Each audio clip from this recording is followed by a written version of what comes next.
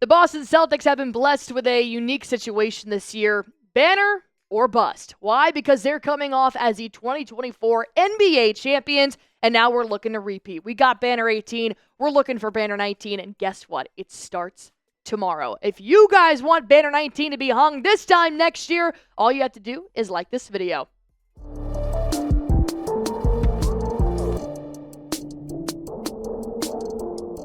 Boston Celtics basketball is back, baby, tomorrow. And we will be live at 6:30 p.m. Eastern Time. It feels so good to finally be back watching the Celtics, not in the preseason, but for the real damn thing. And who else would we want to take on and beat than the New York Knicks, who have been running their mouths all offseason? Not the actual Knicks. I'm just talking about Marshall Green and Knicks Now by Chat Sports. But nonetheless, we will be live going up against their channel. If you want to help the Boston Celtics beat them in Chat Sports and beat them on the court, come join us tomorrow at 6:30 p.m. Eastern Time. But all right, there's obviously a lot of pressure on the Boston Celtics this year to win back-to-back. And unfortunately, because Boston Celtics are well over the tax penalty line and they have the most expensive roster in the NBA, it's banner or bust, because you just don't know how much longer you're going to be able to have this roster together because they all cost so much money. But if you keep winning, maybe you can make an exception for a player or two. So here are my 3 keys to victory for the Boston Celtics to repeat next year. Number 1, you just have to avoid the championship curse. And this has plagued a lot of teams in the last couple of years, but pretty much it just means people who win don't win the next year. You can look back, Denver Nuggets, Golden State Warriors, Bucks, Lakers, Raptors. There has been a new winner every single year, which is partially the reason why I just love the NBA, is because it's really hard to have a dynasty because everybody's so great. We haven't seen it since 2017 when the Warriors did it back-to-back, but some are saying the Celtics team now is better than the 2017 Golden State Warriors. But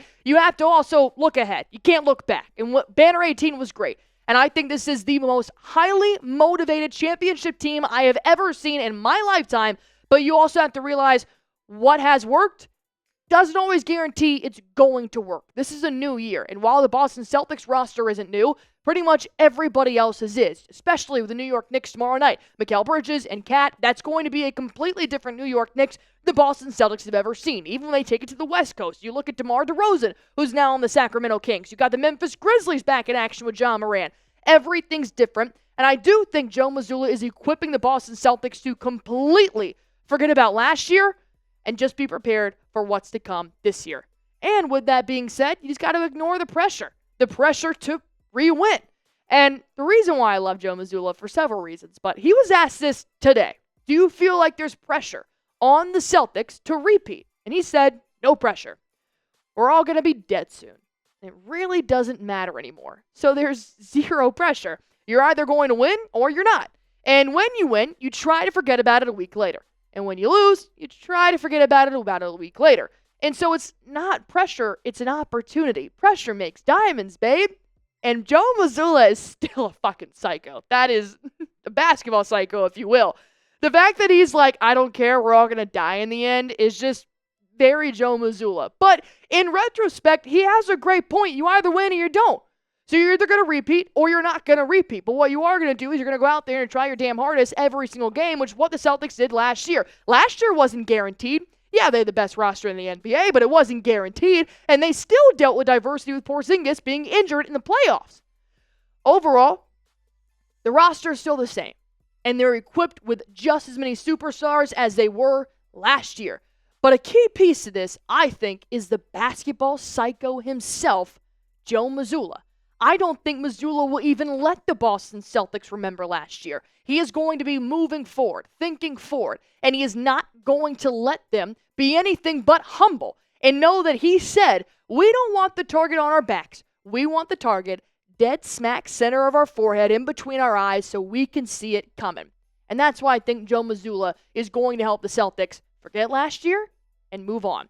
But I have a question here for you guys before I move on to my keys to victory to beat the New York Knicks, because that's the first game out of 82. Will the Boston Celtics repeat this season? I think they will, but I'm a little bit biased. Obviously, I still think that you can add any player to any roster, and the Boston Celtics still are that hard to beat. Like this video if you guys agree that they will go back-to-back 2020 2024 and 2025. How will they beat the New York Knicks? We're going to break that down here on the back half of this show because, like I said, this is a brand new Knicks team, but they're coming to our turf, and they got to watch us get that shiny-ass ring before they have to take us on. But before that, you guys can go ahead and test your skills for that ball game and for every other ball game this week on PrizePicks, the #1 daily fantasy sports app in America. If you guys are looking to see how well you know sports and your knowledge, well, then go on ahead and download PrizePicks. You can play along with 10 million active users right now in over 30 states, including California, Florida, Georgia, and Texas. PrizePicks is the best place to get real money sports action. You can actually win up to 100 times your money on PrizePicks with as little as 4 correct picks. These are my picks for tomorrow night. Anthony Edwards, they're pretty much handing me a free win. If you want a guaranteed win, Anthony Edwards scoring 1 point looks pretty good to me. Derrick White, more than 3.5 rebounds. I do have Cat having more than 21.5 points. He's going to be lethal from offense. We know that. But I think Brunson's not going to score as many as 27.5. These are just my prize picks for tomorrow night's game. If you guys want to go ahead and make yours, all you have to do is download the PrizePicks app. Use code CLNS to get $50 instantly after you play your first $5 lineup. Download the app today. Use code CLNS to get $50 instantly after you play your first $5 lineup. PrizePicks, run your game.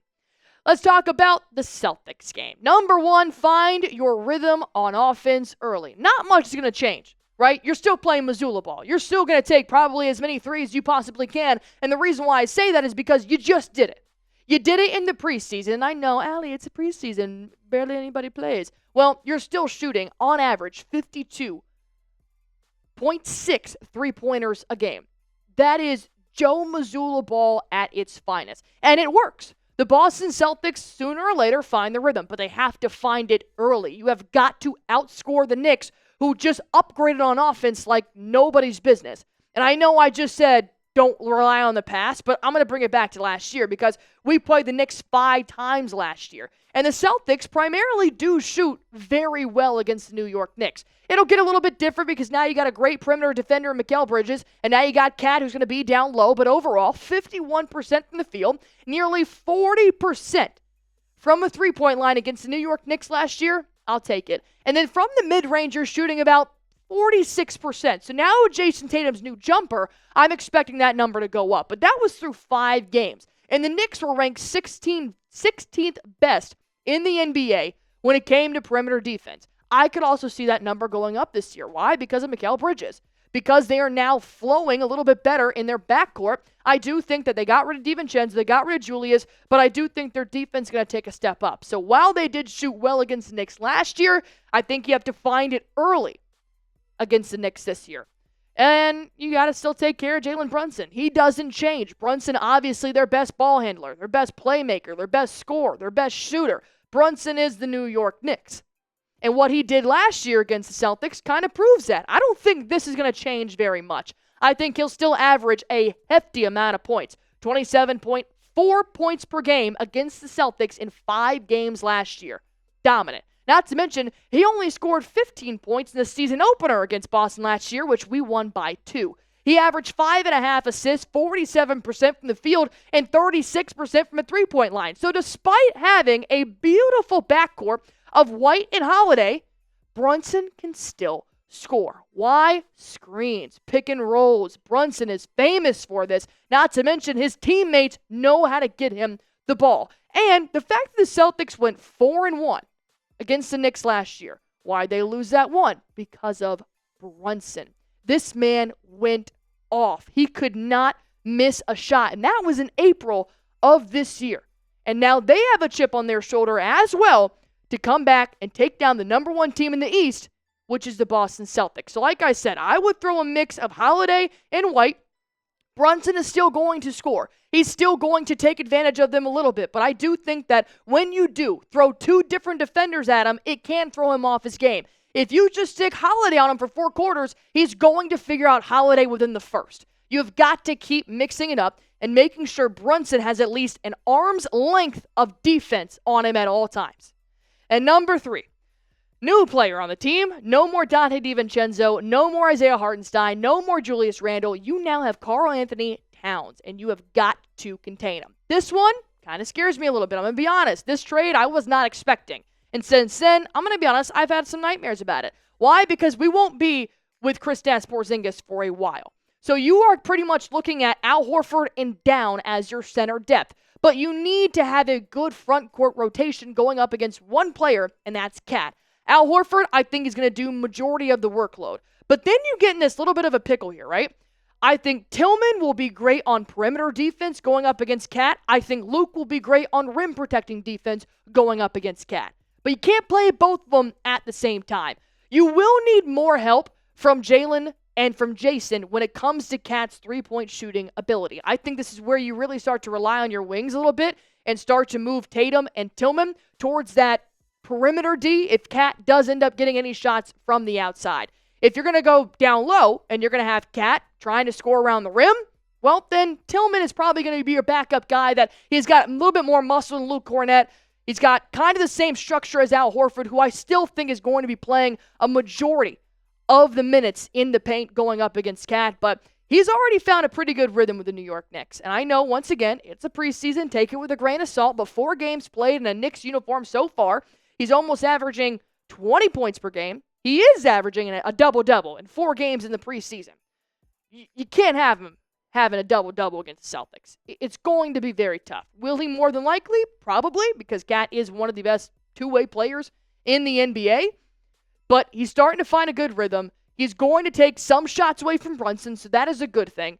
But nonetheless, this is going to be the first time they're going to face the New York Knicks with Cat in their starting 5, and it's going to be an adjustment period. And I do think the Celtics can come out with a win, but this game could set the tone for the rest of the season, and it could be kind of scary. But I'm so excited about it. It's kind of like before you go into a haunted house, you know you're about to get scared, but you're like, fuck it, I want to do it anyways. That's how I feel about this game, and I am super excited. So, predict your score, the Celtics versus the Knicks game. My score prediction for this game, I'm going to go with 1-16 Celtics, 1-13 Knicks. Nick Roloff, do you have any score prediction for Celtics Knicks? He hopes an asteroid hits the planet, and it's like the Batman scene where the field crumbles and nobody wins. All right. Anyways, we will be live without Droopy and really unimpressed Nick Roloff. We will be live, myself and Tyler Smith, tomorrow at 6:30 p.m. Eastern Time. Come join us for the first NBA game of the season.